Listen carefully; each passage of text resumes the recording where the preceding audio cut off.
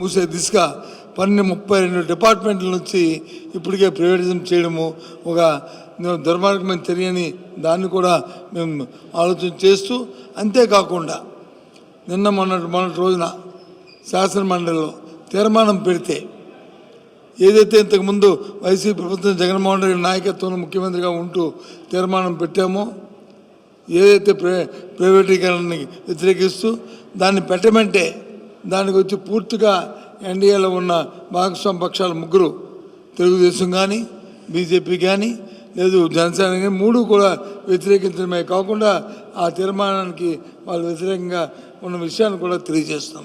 అయినప్పటికీ కూడా మాకున్న సంఖ్యాబలంతో ఆ తీర్మానం పెట్టామనే విషయాన్ని కూడా మీ ద్వారా ప్రజలు చెప్తూ, రాబోయే కాలంలో దీని మీద ఉద్యమం చేయాలని ఇప్పటికే రాష్ట్రంలో ఉన్న అన్ని పక్షాలు కూడా నిర్ణయించాయి, ఇచ్చాపురం నుంచి హిందూపూర్ వరకును.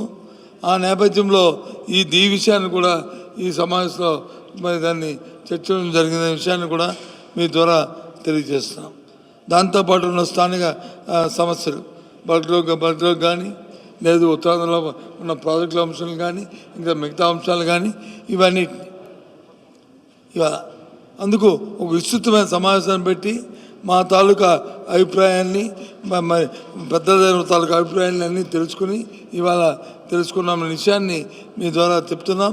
తప్పకుండా మాది ఒకటే మా ఎజెండా, ప్రజా సంక్షేమం ఎజెండా, మా ప్రాంత అభివృద్ధే మా ఎజెండా. ఇందులో ఎక్కడా కూడా రాజీ పడబోమనే విషయాన్ని కూడా మనం చేస్తున్నాం.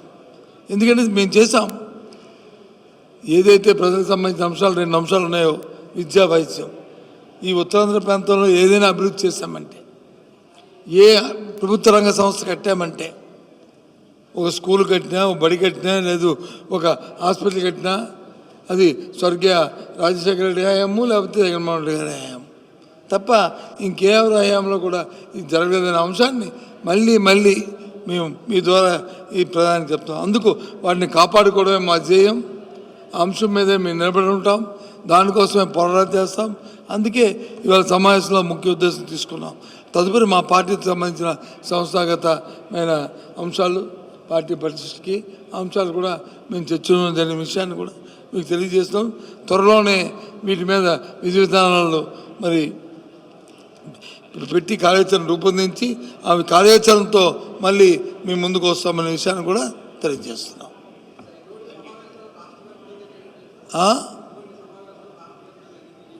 ఈ ఉత్తరాంధ్రపై అంతకుముందు ఒక 6 నెలల కిందట కాకినాడలో పెట్టాం ఈ ఎరస్వారి విసుకోవడారి ఎరస్వారి. ఇప్పుడు ఇక్కడ ప్రారంభించాం. దీని తర్వాత కాకినాడ అలాగే తూర్పు పశ్చిమ గోదావరి సంబంధించి పెడతాం. అలాగే రాష్ట్ర వ్యాప్తంగా కూడా జరుగుతాయి. ఈ పార్టీ కార్యాచరణ, ఇది పార్టీ తరగతి అన్ని రాష్ట్రం అంతా కూడా.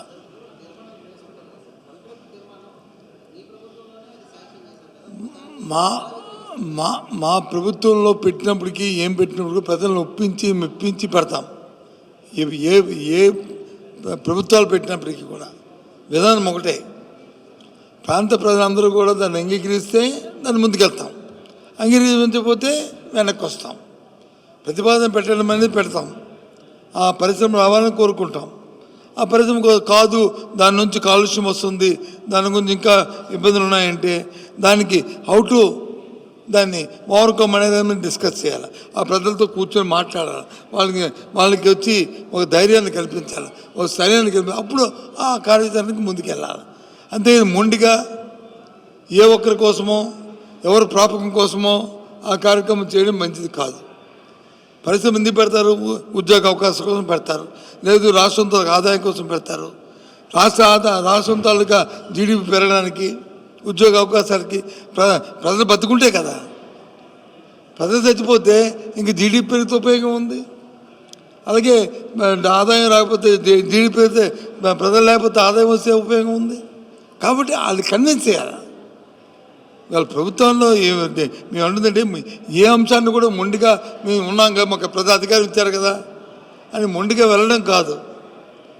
అంశాన్ని వచ్చి ఏది తీసుకున్నా దాన్ని అక్కడ ఆ ప్రాంతంలో ప్రజలను ఒప్పించి ఆ కార్యక్రమం చేయాలి అనేది మా తాలూకా ఇది.